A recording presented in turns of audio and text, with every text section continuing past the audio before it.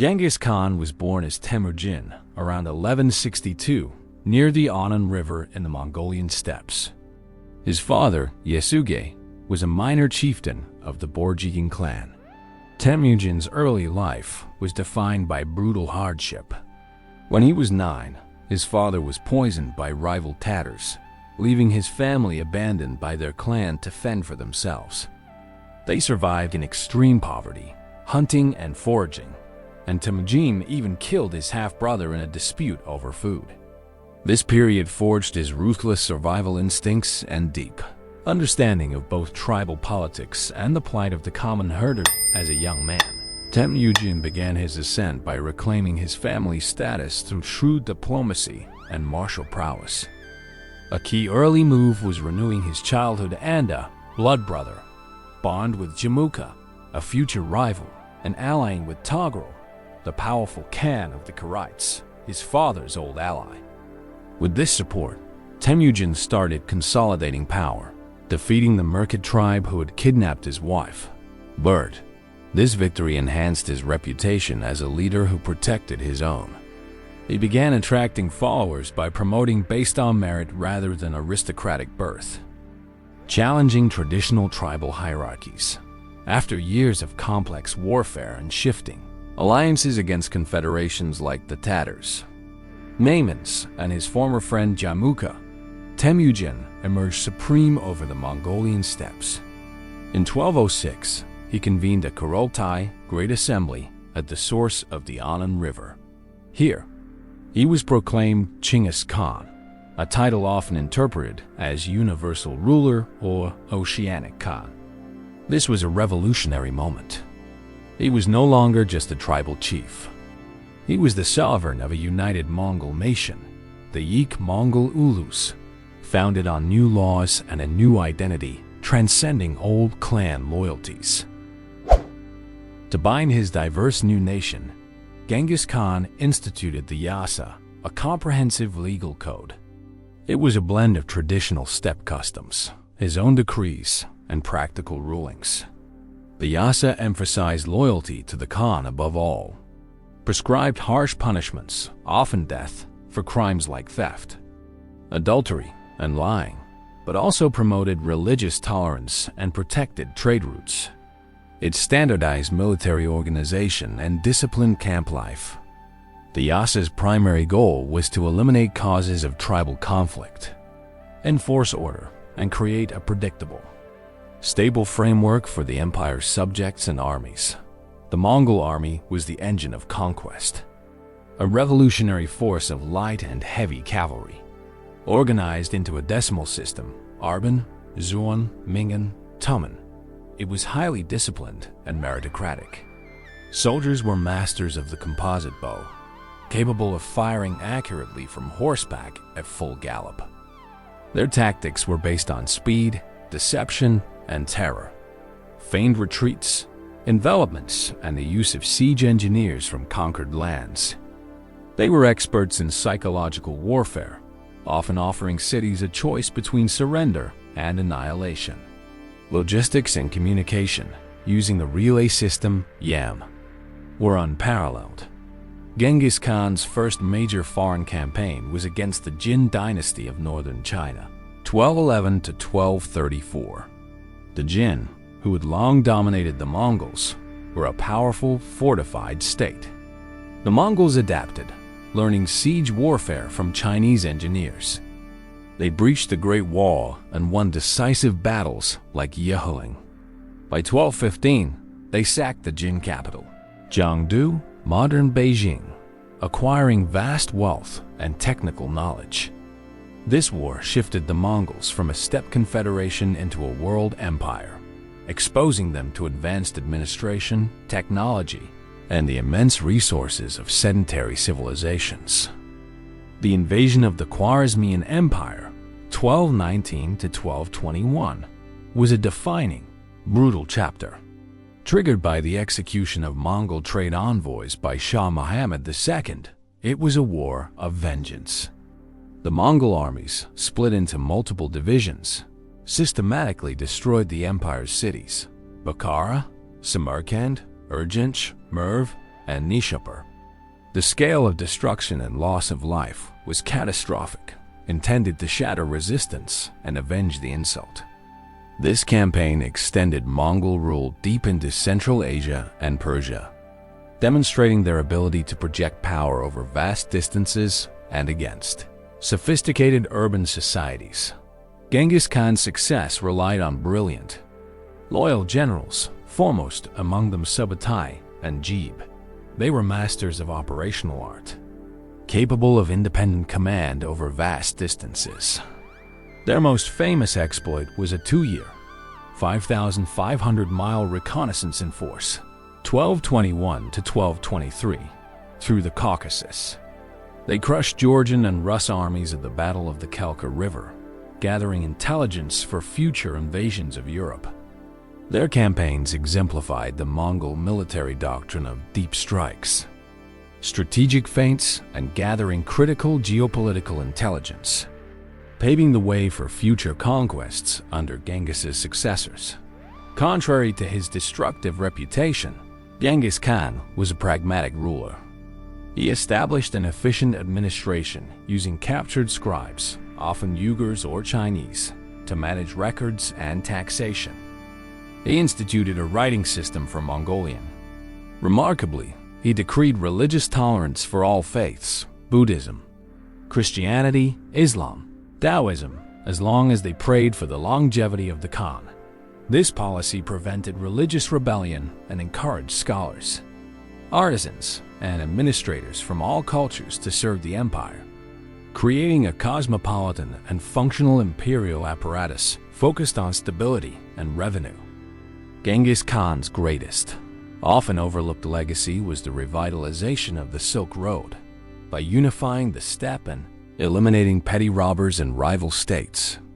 He created a secure, integrated zone of transcontinental trade, the Pax Mongolica.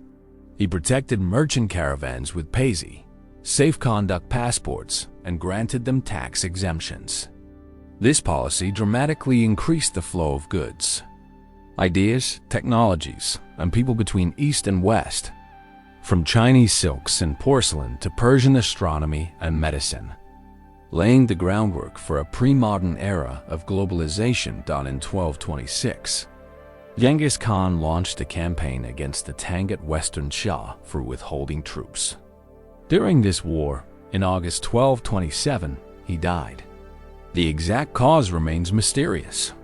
Theories range from injuries from a fall from his horse, illness, or wounds sustained in battle. True to his life of secrecy and to protect his burial site, his death was concealed until the Tangut were utterly defeated. His body was taken back to Mongolia, and according to legend, his funeral escort killed anyone they encountered to keep the location a secret. He was buried in an unmarked grave, its location lost to history.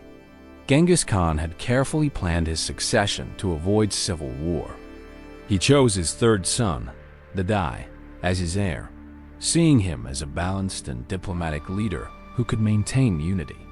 At Kurultai in 1229, Jedai was formally elected Great Khan. He established a permanent capital at Karakoram and systematized the administration and taxation of the empire. Under his reign 12 to 91241, the Mongols completed the conquest of the Jin, launched massive invasions into Eastern Europe and the Middle East, and fully institutionalized the empire his father had forged through war. Historical sources depict Genghis Khan as a complex figure, fiercely loyal to friends and family, yet merciless to enemies and betrayers. He was a charismatic leader who inspired fanatical devotion. He valued merit, rewarding loyal service regardless of background. Former slaves like Subutai rose to the highest ranks. He was deeply superstitious, consulting shamans, but also a pragmatic strategist. His motivations blended a desire for personal and tribal glory, a belief in a divine mandate to rule the world, and a ruthless calculus for survival and expansion in a harsh political environment. Startling modern legacy of Genghis Khan is genetic. A 2003 study identified a Y chromosomal lineage present in about 0.5% of the world's male population, with high frequency across Central Asia. This lineage appears to have originated in Mongolia around 1,000 years ago and spread explosively. Historians and geneticists posit that this can be traced directly to Genghis Khan and his male line descendants, who, through their privileged status and vast harems, fathered countless children. It is a unique biological testament to the scale and impact of Mongol rule and elite propagation. Genghis Khan's image has fluctuated wildly. In Persia and the Arab world, he was long depicted as a demonic destroyer. In Europe, he was the scourge of God. In Russia and China, historical memory is ambivalent, recalling both subjugation and subsequent integration. In modern Mongolia, however, he is the ultimate national hero, a symbol of unity, strength, and historical greatness. His likeness is everywhere, from the capital's main square to the currency. This rehabilitation celebrates Mongolia's imperial past and its independence in the 20th century. A controversial modern theory suggests Genghis Khan's conquests had a significant, if unintended, environmental impact. The massive depopulation caused by his wars, estimates range from 20 to 40 million deaths, may have led to the abandonment of vast areas of farmland. These lands then reverted to forest and grassland, absorbing carbon dioxide from the atmosphere. Some researchers estimate this could have sequestered 700 million tons of carbon, potentially contributing to a period of global cooling. It's a stark, albeit macabre, example of how human history can intersect with planetary climate systems whose empire permanently altered the course of world history. It destroyed old orders like the Abbasid Caliphate and the Song dynasty, completed by his grandson. It forcibly connected Europe and Asia, leading to an unprecedented exchange. Gunpowder, printing, and the compass moved west, while European missionaries and merchants like Marco Polo later traveled east. This connection, however traumatic, set the stage for the age of exploration and the modern globalized world. The Mongol Empire acted as a vast continental bridge, for the first time making Eurasia a single sphere of interaction. Khan is often compared to Alexander the Great or Napoleon. His empire eventually became the largest contiguous land empire in history, dwarfing Alexander's. Unlike Alexander's, which fragmented immediately upon his death, the Mongol Empire remained largely united for decades, and its successor states, the Khanates, endured for centuries. Unlike Napoleon, Genghis built a lasting administrative system from diverse cultures. His unique achievement was creating a stable imperial structure out of nomadic traditions, capable of governing both the steppe and sophisticated agrarian civilizations. The Mongol military template, extreme mobility, intelligence-based strategy, psychological terror, and the integration of foreign technical experts influenced later armies for centuries. Their use of organized cavalry and mounted archery set a standard. Elements of their tactics can be seen in later steppe empires like the Timurids, and even in the early modern military reforms of states that had fought them.